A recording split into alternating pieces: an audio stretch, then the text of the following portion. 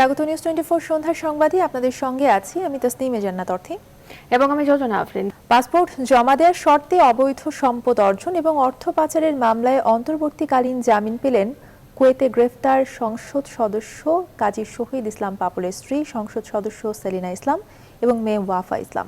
রোববার বিকেলে ঢাকা মহানগর দায়রা জজ কে এম ইমরুল কায়েসের আদালতে তারা আত্মসমর্পণ করে জামিন আবেদন করেন।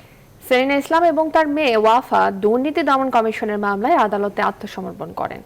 এর আগে পাপল সহ পরিবারের 4 জনের 617টি ব্যাংক হিসাব জব্দ করার আদেশ দেন আদালত। বিস্তারিত দেখুন হাবিবুল ইসলাম হাবিবের রিপোর্টে। অবৈধ সম্পদ অর্জন ও অর্থ পাচারের মামলায় গেল 26 নভেম্বর হাইকোর্টে আগাম জামিন চান এমপি পাপুলের স্ত্রী ও কন্যা। সে আবেদনের শুনানি নিয়ে 28 ডিসেম্বরের মধ্যে তাদেরকে বিচারিক আদালতে আত্মসমর্পণের নির্দেশ দেন হাইকোর্ট। নির্দেশনা অনুযায়ী সোমবার ঢাকা মহানগর দায়রা জজ আদালতে আত্মসমর্পণ করে জামিন চান তারা। অল্প সময়ের ব্যবধানে সাংসদ সেলিনা ইসলাম ও মেয়ে ওয়াফা ইসলামকে পাসপোর্ট জমা দেওয়ার শর্তে জামিন দেন আদালত। এই মামলার এজাহারে সেলিনা ইসলাম এবং ওয়াফা ইসলামের যে লেনদেন সংক্রান্ত বিষয়ে কত টাকার লেনদেন স্পেসিফিক কোনো ইন্ডিকেশন তাদের বিরুদ্ধে নাই। তাদেরকে জামিন দিলে আমাদের পালানোর কোনো সম্ভাবনা নেই, আমরা এখানেই আছি।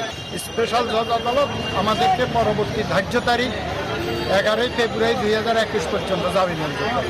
এর আগে পাপুল সহ পরিবারের 4 জনের 617টি ব্যাংক অ্যাকাউন্ট জব্দ করার আদেশ দেন আদালত। একই সঙ্গে তাদের 92টি তফসিলভুক্ত সম্পত্তি ক্রোকেরও আদেশ দেন।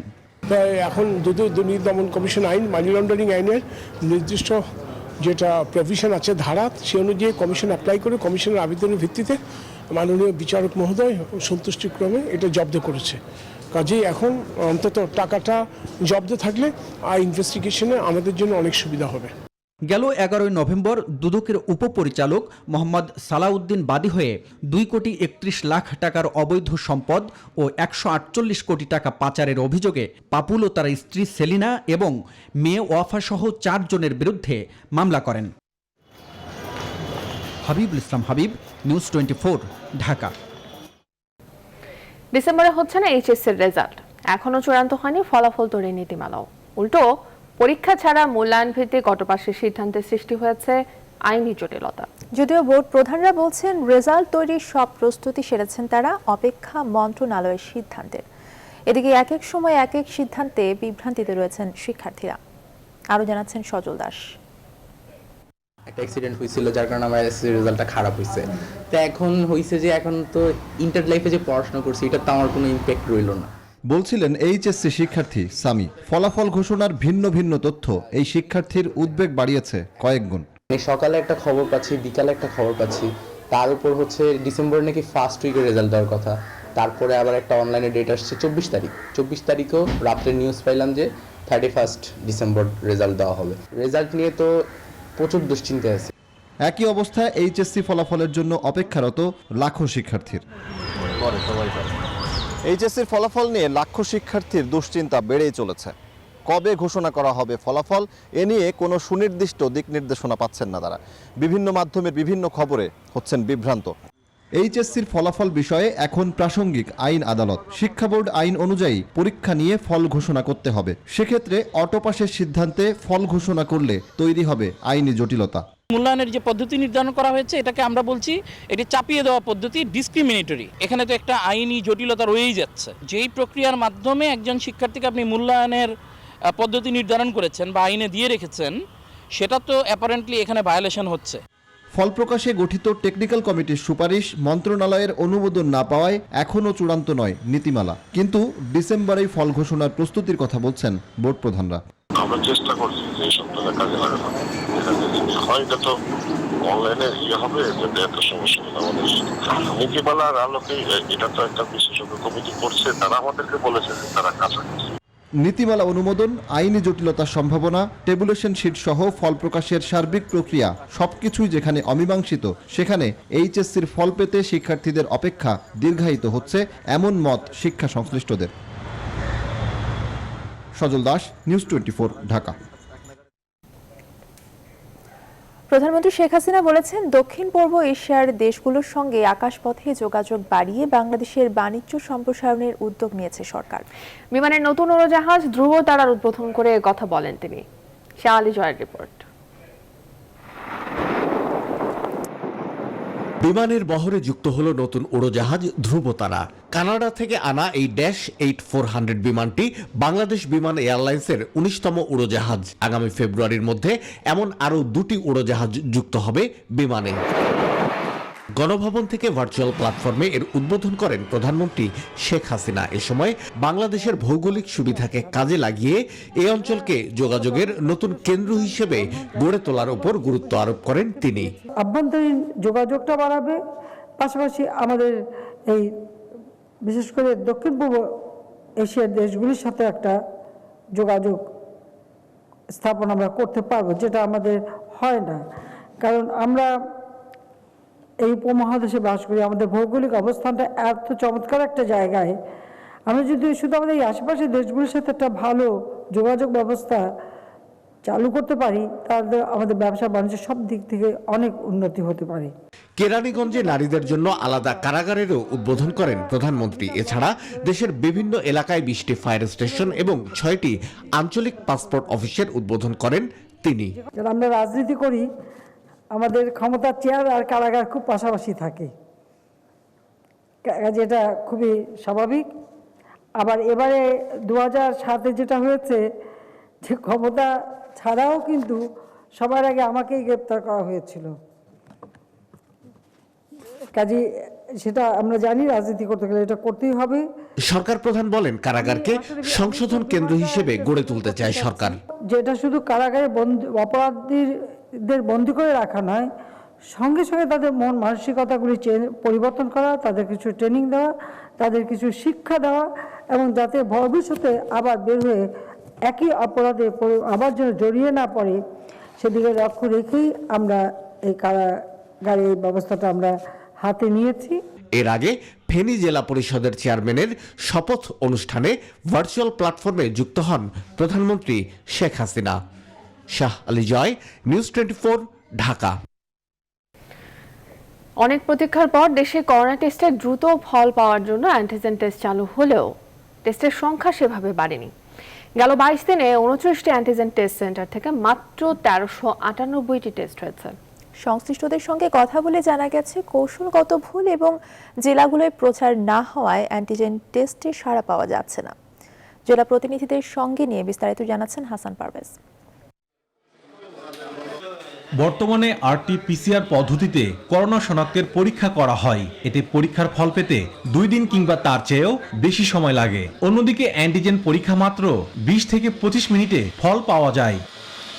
বহু আলোচনা ও দীর্ঘ প্রক্রিয়ার পর ঘটা করে গত 5 ডিসেম্বর 10 জেলায় চালু হয় অ্যান্টিজেন পরীক্ষা। এরপর আরও 19 জেলায় চালু হয় এই পরীক্ষা। কিন্তু দ্রুত ও সহজে ফল পাওয়ার জন্য অ্যান্টিজেন পরীক্ষা চালুর যে উদ্দেশ্য, তা মুখ থুবড়ে পড়েছে। বর্তমানে 29টি সেন্টার থেকে গড়ে প্রতিদিন প্রতিটি সেন্টারে 2 থেকে 3টি অ্যান্টিজেন পরীক্ষা হচ্ছে। গাইবান্ধা, পঞ্চগড়, যশোর জেলায় দেখা যাচ্ছে অ্যান্টিজেন পরীক্ষায় সাড়া নেই। এসব জেলার লোকজনও এই টেস্ট নিয়ে অবগতও নয়। শুরুর দিকে যেমন ছিল 25টা 30টা করে স্যাম্পল প্রতিদিন টেস্ট হতো, এখন সেটা 15 থেকে 20-এর মধ্যে আছে। যে পরিমাণ রোগী আসার কথা, আসলে সে পরিমাণ রোগী আসছে না, কারণ অ্যান্টিজেন টেস্টের কিছু ক্রাইটেরিয়া আছে। উপসর্গ না থাকলে অ্যান্টিজেন পরীক্ষা করা হয় না। এটি পরীক্ষার সংখ্যা কম হওয়ার বড় কারণ বলে মনে করছে স্বাস্থ্য অধিদপ্তর। যাদের সিমটম নাই তাদেরকে অ্যান্টিজেন টেস্ট করা হয় না, যে কারণে যাদের কেবল সাইন সিমটম আছে তারাই পরীক্ষা করতে যায়, তাদের পরীক্ষার রিপোর্টটাই হয়, সেই কারণেই এখানে সংখ্যা কম। দেশে করোনা পরীক্ষা কম হওয়া নিয়ে শুরু থেকেই সমালোচনা করে আসছে জনস্বাস্থ্যবিদরা। অ্যান্টিজেন পরীক্ষা চালু হলে পরীক্ষার সংখ্যা বাড়বে, এমনটাই বলছিলেন তারা। কিন্তু বাস্তব চিত্র পুরোটাই ভিন্ন। আমাদের কৌশলগত ভুলের কারণে টেস্টটা কম হচ্ছে। এটা আমরা বসে আছি যে আমাদের কাছে টেস্ট করতে আসবে, আমরা টেস্ট করি, এরকম করলে এটা হবে না এবং হচ্ছে। জেলাগুলোতে দেওয়া হয়েছে, এখানে লোকজন শুধু এমনি এটা টেস্ট করতে আসবে, তা আসলে হবে না। 2 নম্বর হলো যে এটা ইমার্জেন্সি গুলোতে সব দেওয়া উচিত ছিল। হাসপাতালে চিকিৎসা নিতে ভর্তির আগে করোনা পরীক্ষা লাগে। অনেকের জরুরি ভিত্তিতে অপারেশন প্রয়োজন হয়। তাই ভোগান্তি কমাতে বিভাগীয় হাসপাতাল, ঢাকার বড় হাসপাতাল ও বড় ল্যাবে অ্যান্টিজেন পরীক্ষা শুরু করা জরুরি বলেও মত দিচ্ছেন জনস্বাস্থ্যবিদরা। হাসান পারভেজ, নিউজ 24, ঢাকা। দেশে 24 ঘন্টায় করোনা ভাইরাসে আক্রান্ত হয়ে 24 জনের মৃত্যু হয়েছে। এ নিয়ে এখন পর্যন্ত 7,452 জনের মৃত্যু হলো। 24 ঘন্টায় শনাক্ত হয়েছেন 1,049 জন। এখন পর্যন্ত শনাক্ত 5,09,148 জন। 24 ঘন্টায় সুস্থ হয়েছেন 1,473 জন। আর এ পর্যন্ত সুস্থ হয়েছেন 4,51,961 জন। রোববার স্বাস্থ্য অধিদপ্তর থেকে পাঠানো সংবাদ বিজ্ঞপ্তিতে এসব তথ্য জানানো হয়। গেল 24 ঘন্টায় নমুনা সংগ্রহ করা হয়েছে 13,005টি। অ্যান্টিজেন টেস্ট সহ নমুনা পরীক্ষা করা হয়েছে 12,650টি।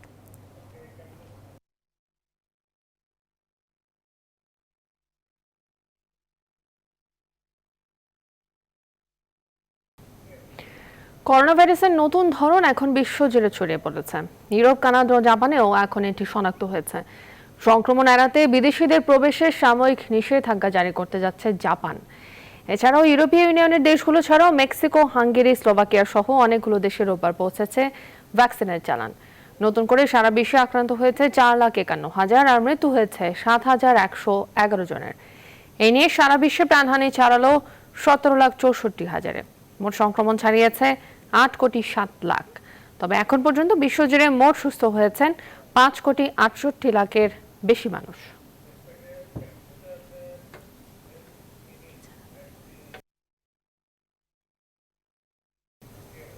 করোনার ভ্যাকসিন হাতে পাওয়ার পর টিকাদান কার্যক্রম শেষ করতে প্রায় বছর খানেক লাগবে, এমন তথ্য জানিয়েছেন স্বাস্থ্যমন্ত্রী জাহিদ মালিক। তিনি আরো জানান, 18 বছরের কম বয়সীদের ভ্যাকসিন লাগবে না। এছাড়া গর্ভবতী ও জটিল রোগে আক্রান্ত সহ বিভিন্ন ক্যাটাগরিতে প্রায় 5.5 কোটি মানুষের ভ্যাকসিন প্রয়োজন হবে না। স্বাস্থ্যমন্ত্রী আরো বলেন, জানুয়ারি ফেব্রুয়ারি মাসে অক্সফোর্ডের আর জুনের মধ্যে জাতিসংঘের টিকা পাবে বাংলাদেশ। বিস্তারিত দেখুন আশিকুর রহমান শ্রাবণের প্রতিবেদনে। সবার প্রশ্ন, করোনার ভ্যাকসিন কবে পাবে বাংলাদেশ? কবে থেকে ব্যক্তি পর্যায়ে প্রয়োগ শুরু হবে এই ভ্যাকসিনের? তার জন্য প্রস্তুতি কতটুকু? সবখানেই এখন এই প্রসঙ্গে আলোচনা। রোববার দুপুরে মহাখালীর ঔষধ প্রশাসন অধিদপ্তরে আসেন স্বাস্থ্যমন্ত্রী। উদ্দেশ্য দুটি ভ্যাকসিন ল্যাব পরিদর্শন। ল্যাব পরিদর্শন শেষে গণমাধ্যমের মুখোমুখি জাহিদ মালিক প্রথমেই জানান, করোনা মোকাবেলায় বাংলাদেশের বৈশ্বিক অবস্থানের সুখবর। কোভিড নিয়ন্ত্রণে বাংলাদেশ সাউথ ইস্ট এশিয়ার মধ্যে বাংলাদেশ প্রথম স্থান অধিকার করেছে। ভ্যাকসিন বিষয়ে মন্ত্রী জানান, জানুয়ারিতে অক্সফোর্ডের আর জুনে জাতিসংঘের ভ্যাকসিন পাবে বাংলাদেশ। যে 3 কোটি ভ্যাকসিন প্রত্যেক মাসে আমরা 50 লাখ করে পাবো, 25 লক্ষ লোককে আমরা দিতে পারবো। এই 3 কোটি ভ্যাকসিন দিতে 6 মাস লাগবে। এর মধ্যে আমরা আশা করছি মে বা জুন মাসে কোভ্যাক্স ভ্যাকসিন, যেটা WHO বাংলাদেশকে দিবে, বাংলাদেশও তার পপুলেশনের 20%-এর জন্য পাবে। বৈশ্বিক প্রেক্ষাপট ও গবেষণার উদাহরণ তুলে ধরে মন্ত্রী জানান, 18 বছরের কম বয়সীদের ভ্যাকসিন লাগবে না। সব মিলিয়ে 5.5 কোটি মানুষকে টিকা দেওয়ার প্রস্তুতি নিচ্ছে সরকার। আমাদের হিসাবে আছে যে প্রায় 5.5 কোটি লোক ভ্যাকসিনের এই মুহূর্তে তাদের আমাদের প্রয়োজন হবে না। যেটা দিচ্ছি সেটাও প্রায় 5.5 কোটি। কাজেই গ্যাপ খুব বেশি থাকছে না। যেটুকু গ্যাপ থাকছে সেটুকু আমরা পর্যায়ক্রমে আমরা পূরণ করে ফেলবো।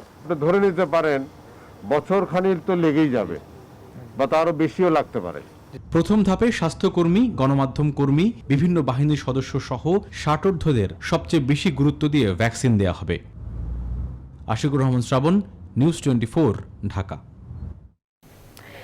নির্যাতন, নিপীড়ন, দুর্নীতি, লোভ এসব কৌশলে জাতিকে ঘুম পাড়িয়ে রেখেছেন ক্ষমতাসীনরা, বলছেন বিকল্পধারা বাংলাদেশের একাংশের সভাপতি নুরুল আলমিন ব্যাপারী। কিন্তু ঘুমন্ত এই জাতিকে জাগানোর ক্ষমতা নেই এই সময়ের বিএনপি বা সরকার বিরোধী অন্য দলগুলোর। বলছেন, অবসরপ্রাপ্ত সামরিক, বেসামরিক আমলা, বুদ্ধিজীবীদের নিয়ে পরিষদ গঠন করে আন্দোলনের কৌশল বদলাতে হবে। নুরুল আমিন ব্যাপারীর সাক্ষাৎকারের বিস্তারিত জানাচ্ছেন তৌহিদ শান্ত। এদেশে আসবে, কারণ বাঙালি বি চৌধুরীর বিকল্প ধারা ভেঙে ঢাকা বিশ্ববিদ্যালয়ের শিক্ষক অধ্যাপক নুরুল আমিন ব্যাপারী আরেকটি বিকল্প ধারা গঠন করেন 2018 সালের জাতীয় নির্বাচনের আগে যোগ দেন জাতীয় ঐক্যফ্রন্টে। আর এই পুঁজিবাদী ব্যবস্থায় এই জোটটি ফলাফল বিবেচনায় নির্বাচনে ধরাশায়ী হলেও তিনি মনে করেন তারা অংশ নিলেন বলেই ভোটাররাই এখন রাতের নির্বাচনের জ্বলন্ত প্রমাণ। এবার যে নির্বাচনটা হয়েছে, এবার নির্বাচন তো যে বিএনপি সহ ঐক্যফ্রন্ট গিয়েছিল, কিন্তু যার পরে কি দেখা গেল 30শে ডিসেম্বরের নির্বাচন 29শে রাত্রে হয়েছে। এই যে নির্বাচন হয় না, অর্থাৎ নির্বাচন তো করতে তারা পারলো না, নির্বাচন দিল না, এটাই কিন্তু জনগণের সামনে কিন্তু প্রকাশিত হয়ে গেল। বলছেন দুর্নীতি রুখতে যে কোনো সময় পুরো জাতি জেগে উঠবে। বাঙালি জাতিকে যেভাবে ঘুমিয়ে রাখা হচ্ছে এভাবে ঘুমিয়ে রাখা যাবে না। হঠাৎ যদি আঘাত করা হয়, জাগ্রত কেউ করতে পারে সঠিকভাবে, তাহলে প্রকৃতপক্ষে শাসকদের গদি টলায়মান করে দিবে। অন্য বিরোধী দলগুলোর প্রতি বলতে চান, বুদ্ধিজীবীদের সঙ্গে আন্দোলনের সংযোগ না ঘটলে গণতন্ত্র ফেরাতে কষ্ট হবে। আসল যে সংস্কারের পরিবর্তে আবার যদি কোনো কনস্পাইরেসি হয়, সেটা কিন্তু তাহলে বিএনপির জন্য ক্ষতিকারক হবে। কারণ আমার ব্যক্তিগত মতামত হচ্ছে যে বিএনপি তার যে রাজনীতি, এই রাজনীতিতে তারা বাস্তব অবস্থা প্রেক্ষাপটে বাস্তব সিদ্ধান্তটা যদি তারা গ্রহণ করতে পারে, তাহলে তারা সফল কাম হবে।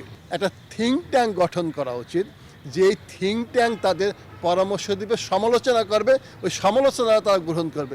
এই শিক্ষক মনে করেন রাজনীতিতে লোভ ও লাভের আশা প্রকট হওয়ায় ক্ষয় হচ্ছে নৈতিকতা, বাড়ছে অবক্ষয়। আমাদের দেশে যে রাজনীতি, তৌহিদ শান্ত, নিউজ 24, ঢাকা। করোনা মহামারীর মধ্যে প্রথম ধাপে দেশের 24টি পৌরসভায় ভোট গ্রহণ আগামীকাল। এসব পৌরসভায় সকাল 8টা থেকে বিকেল 4টা পর্যন্ত ইলেকট্রনিক ভোটিং মেশিনে একটানা ভোট গ্রহণ চলবে। এই নির্বাচন উপলক্ষে সব ধরনের প্রস্তুতি সম্পন্ন করেছে নির্বাচন কমিশন। কেন্দ্রে কেন্দ্রে পাঠানো হয়েছে নির্বাচনী সরঞ্জাম। আইনশৃঙ্খলা বাহিনীর পক্ষ থেকে নির্বাচনী এলাকায় কয়েক স্তরের নিরাপত্তা ব্যবস্থা জোরদার করা হয়েছে।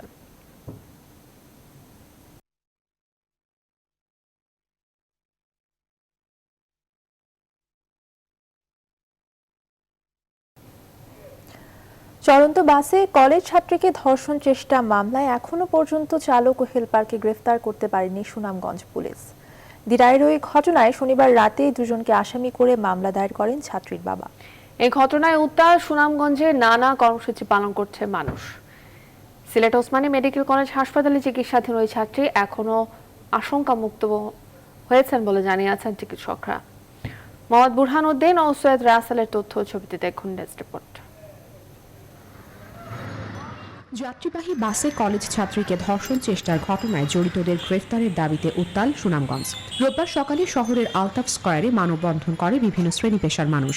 এ সময় বক্তারা কলেজ ছাত্রীকে ধর্ষণ চেষ্টার সাথে জড়িত বাসের চালক হেলপারকে দ্রুত গ্রেফতার করে দৃষ্টান্তমূলক শাস্তির দাবি জানান। ড্রাইভারদেরকে এবং হেল্পারকে যদি গ্রেফতার না করেন, তাহলে আমরা তীব্রতর আন্দোলন দিতে বাধ্য হব। যত তাড়াতাড়ি সম্ভব আইনের লোক এদেরকে গ্রেফতার করে আইনের আওতায় আনো। এই ঘটনায় শনিবার রাতে বাসের চালক ও হেলপারকে আসামি করে দিরাই থানায় নারী ও শিশু নির্যাতন আইনে মামলা করেন ওই কলেজ ছাত্রীর বাবা। এখন পর্যন্ত কাউকে গ্রেফতার করতে পারেনি পুলিশ, তবে অভিযুক্তদের গ্রেফতারে সব ধরনের চেষ্টা অব্যাহত রয়েছে বলে জানালেন পুলিশ সুপার। গাড়ির ড্রাইভার হেলপারের নাম তাৎক্ষণিকভাবে জানা যায়নি, আমরা এগুলো জেনে এগুলোর বিরুদ্ধে অভিযান অলরেডি চলছে। আমরা আশাবাদী হয়তো খুব অল্প সময়ের মধ্যে তাদেরকে আইনের আওতায় নিয়ে আসতে পারবো। অন্যদিকে বর্তমানে ওই ছাত্রী চিকিৎসাধীন রয়েছে সিলেট ওসমানী মেডিকেল কলেজ হাসপাতালে। তার অবস্থা আশঙ্কামুক্ত বলে জানিয়েছেন চিকিৎসকরা। তার মাথায় আঘাত পেয়েছে, সে মাথায় পিছনের দিকে, তবে এমনিতে কোনো কাটাছিড়া নাই। নিউরোসার্জারি থেকে আমাদের ওয়ান স্টপ ক্রাইসিস সেন্টারে মেয়েটাকে ট্রান্সফার করে দেওয়ার জন্য, তার মেন্টাল কাউন্সিলিং এবং তার সেফটির জন্য। সুনামগঞ্জের দিরায়ে বাস চালক হেলপারের ধর্ষণের হাত থেকে রক্ষা পেতে চলন্ত বাস থেকে ঝাঁপ দিয়ে গুরুতর আহত হয় ওই কলেজ ছাত্রী। শনিবার সন্ধ্যায় দিরাই উপজেলার সুজানগর এলাকায় এই ঘটনা ঘটে। Desk report, news 24। দেশব্যাপী নারীর প্রতি সহিংসতা রোধে নোয়াখালীতে সমাবেশ ও র্যালি করেছে কয়েক হাজার নারী। রোববার নোয়াখালী পৌরসভার উদ্যোগে জেলা শহর মাইজদের বালুর মাঠে এই সমাবেশ হয়। এ সময় বক্তারা বলেন, নারীর প্রতি সহিংসতা রোধে আইনি ব্যবস্থার পাশাপাশি সচেতনতামূলক কর্মসূচির প্রয়োজন রয়েছে।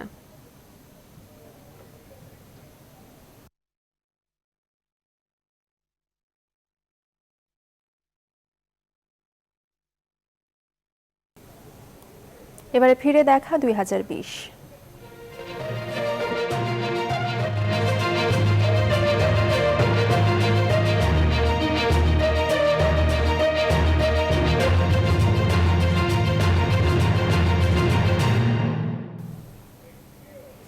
চলতি বছর করোনার প্রভাবে বেশিরভাগ মেগা প্রকল্পই কাজের গতি ধরে রাখতে ব্যর্থ হয়েছে। যদিও সব প্রকল্পই চেষ্টা করেছে সাধ্যমতো, এমন বাস্তবতার মধ্যেও নির্ধারিত সময়ে দৃশ্যমান পুরো পদ্মা সেতুকেই সবচেয়ে বড় অর্জন হিসেবে দেখছেন বিশেষজ্ঞরা। প্রত্যাশা করছেন এসব থেকে শিক্ষা নিয়ে মেগা প্রকল্পগুলোর কাজ এগিয়ে যাবে দ্রুত গতিতে। প্লাবন রহমানের রিপোর্টে দেখুন বিস্তারিত। নানা প্রতিকূলতা পেরিয়ে স্বপ্নের পদ্মা সেতু এখন এমনই দৃশ্যমান। 42 খুঁটির উপর দাঁড়িয়ে 6.15 কিলোমিটারের পদ্মা সেতু।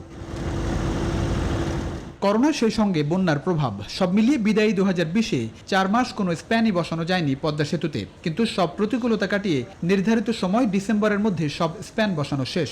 এই অর্জনটা একটা প্রজেক্টের জন্য মাইলফলক। এই কাজটা শেষ করতে পারাটা একটা বিশাল অর্জন প্রজেক্টের জন্য। চলতি বছর খুলে দেওয়া হয়েছে ঢাকা মাওয়া ভাঙা দেশের প্রথম এক্সপ্রেসওয়ে, যে কারণে এখন রাজধানী থেকে তুলনামূলক কাছে মাওয়া, আর নদী পার হলেই দক্ষিণ পশ্চিমাঞ্চলের জনপদ।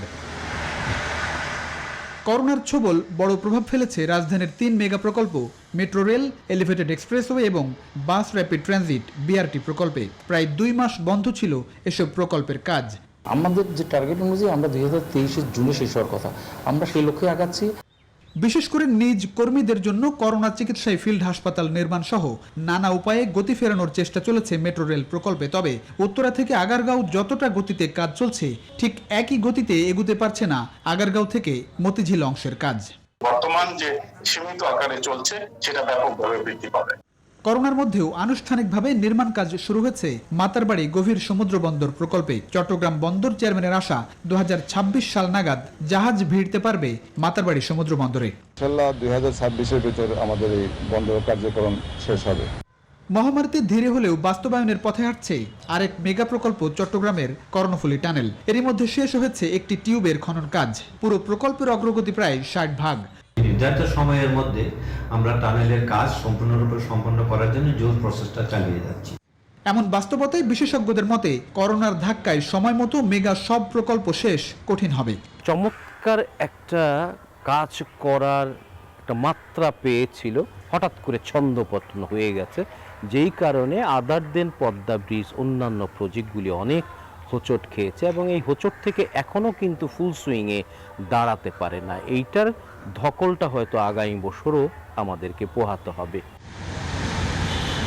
পুরো বছর জুড়েই করোনার ধাক্কা সত্ত্বেও বেশিরভাগ মেগা প্রকল্পই যতটা সম্ভব কাজ এগিয়ে নেওয়ার চেষ্টা করেছে বটে। পদ্মা সেতুতে সবগুলো স্প্যান বসানো বড় অর্জন হলেও বেশিরভাগ মেগা প্রকল্পে কাগজে কলমে ঠিক থাকলেও আসল বাস্তবতা সময়সীমা পেছানোর শঙ্কায়। সব মিলিয়ে তাই মেগা প্রকল্পের ক্ষেত্রে খুব একটা ভালো গেল না বিদায় 2020। প্লাবন রহমান, নিউজ 24, আগারগাঁও, ঢাকা। জাতীয় মাদকদ্রব্য নিয়ন্ত্রণ উপদেষ্টা কমিটির সভা অনুষ্ঠিত হয়েছে। রোববার সচিবালয়ের স্বরাষ্ট্র মন্ত্রণালয়ের সম্মেলন কক্ষে স্বরাষ্ট্রমন্ত্রী আসাদুজ্জামান খান কামালের সভাপতিত্বে এই সভা অনুষ্ঠিত হয়। এসব মাদকদ্রব্য নিয়ন্ত্রণ অধিদপ্তরের সিপাহী ও এসআই ও ইন্সপেক্টরদের মাদক নির্মূলে অস্ত্র প্রদান ও ডগ স্কোয়াড মোতায়েন, তথ্য প্রযুক্তি উন্নয়নে বিভিন্ন পদক্ষেপ গ্রহণ করা হয়। সভায় সরাসরি ও ভার্চুয়ালে যুক্ত হন বিভিন্ন মন্ত্রণালয়ের মন্ত্রীরা। বাংলাদেশ প্রতিদিন সম্পাদক ও নিউজ 24 সিইও নঈম নিজাম সহ আরো অনেকে এই অনুষ্ঠানে উপস্থিত ছিলেন।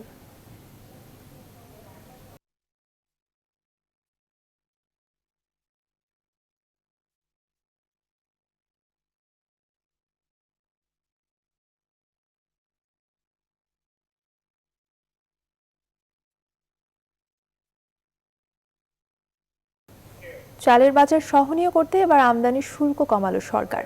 বেসরকারিভাবে চালের আমদানি শুল্ক ৬২% থেকে কমিয়ে 25% নির্ধারণ করা হয়েছে। রোববার সচিবালয় খাদ্যমন্ত্রী বলেন, চালের বাজার স্থিতিশীল রাখতে এই পদক্ষেপ নেওয়া হয়েছে।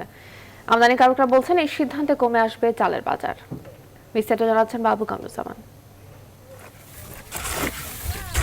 বছরের শুরুতে রেকর্ড পরিমাণ খাদ্যশস্য উৎপাদন হলেও সরকারি গুদামে ধারাবাহিকভাবে কমতে থাকে মজুদ। মার্চের শুরুতে চাল ও গমের মজুদ ছিল 17,62,000 টন, যার মধ্যে চাল ছিল 14 লাখ টনের বেশি। ধারাবাহিকভাবে এই মজুদ কমে নভেম্বরে এসে দাঁড়ায় 8,80,000 টনে। চালের মৌসুমে সরকারি সংগ্রহ বাধাগ্রস্ত হয় বিভিন্ন অভিযোগে। যদিও নানা সময়ে চালের দাম বৃদ্ধির জন্য খাদ্য কৃষিমন্ত্রী মিলারদের উপরই দায় চাপাতেন।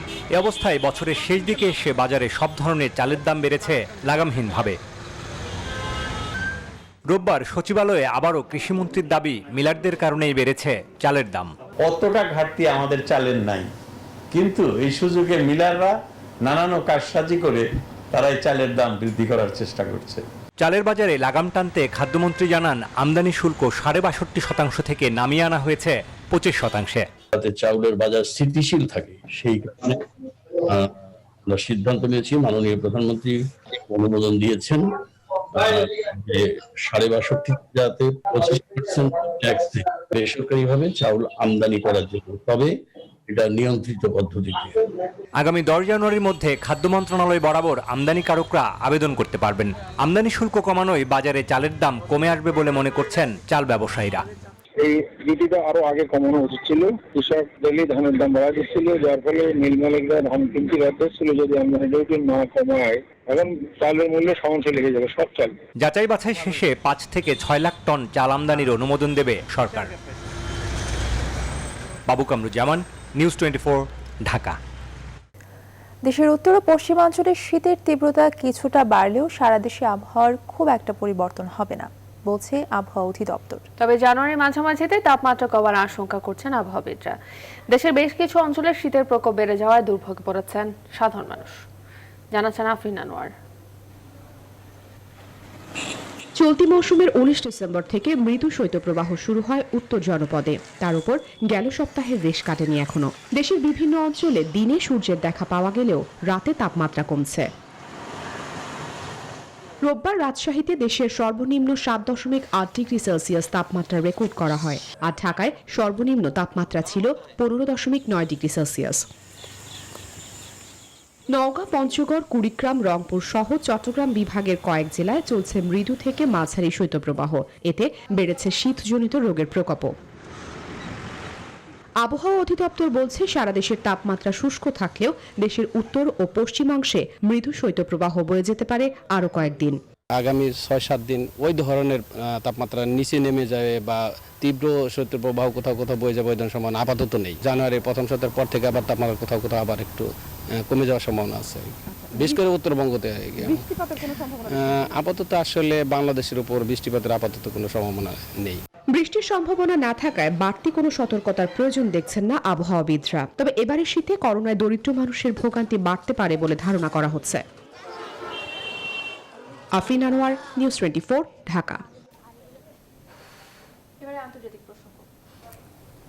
মহামারী মোকাবেলায় কংগ্রেসে পাশ হওয়া $90,000 কোটি প্রণোদনা বিলে জরুরি ভিত্তিতে সই করতে প্রেসিডেন্ট ট্রাম্পের প্রতি আহ্বান জানিয়েছেন জো বাইডেন।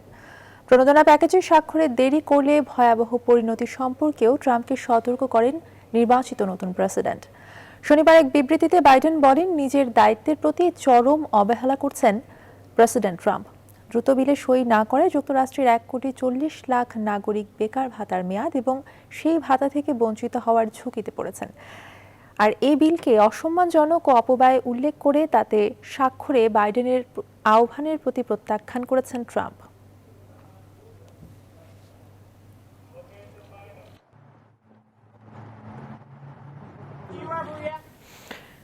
খেলার খবর। ফেডারেশন কাপে নিজেদের দ্বিতীয় ম্যাচে বড় জয় পেয়েছে মোহামেডান স্পোর্টিং ক্লাব।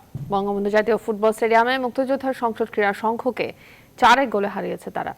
ম্যাচের শুরু থেকে বল দখলে রেখে আক্রমণাত্মক ফুটবল খেলতে থাকে মোহামেডান। তবে গোলের দেখা পেতে তাদের অপেক্ষা করতে হয় ম্যাচের 42 মিনিট পর্যন্ত। ফ্রি কিক থেকে দারুণ এক গোল করে দলকে এগিয়ে নেন সোহাগ। 68 মিনিটে দারুণ হেডে গোল করে খেলার সমতা ফেরান আকবর আলী। 75 মিনিটে কর্নার কিকের জটলা থেকে বল পেয়ে হেডে জালে বল জড়িয়ে আবারও মোহামেডানকে লিড এনে দেন আতিকুজ্জামান। এরপর 3 মিনিটের ব্যবধানে আবিওলা নুরাত 2 গোল করলে 4-1 গোলের বড় জয় নিয়ে মাঠ ছাড়ে মোহামেডান স্পোর্টিং ক্লাব। এদিকে দিনের দ্বিতীয় ম্যাচে 2-2 গোলের ড্র হয়েছে বাংলাদেশ পুলিশ ও শেখ জামাল ধানমন্ডি ক্লাবের মধ্যকার ম্যাচ। মুরাদের গোলে 3-1 গোলে এগিয়ে গেল। আর এই ছিল এখনকার আয়োজন। আরো জানতে ভিজিট করুন www.news24bd.tv।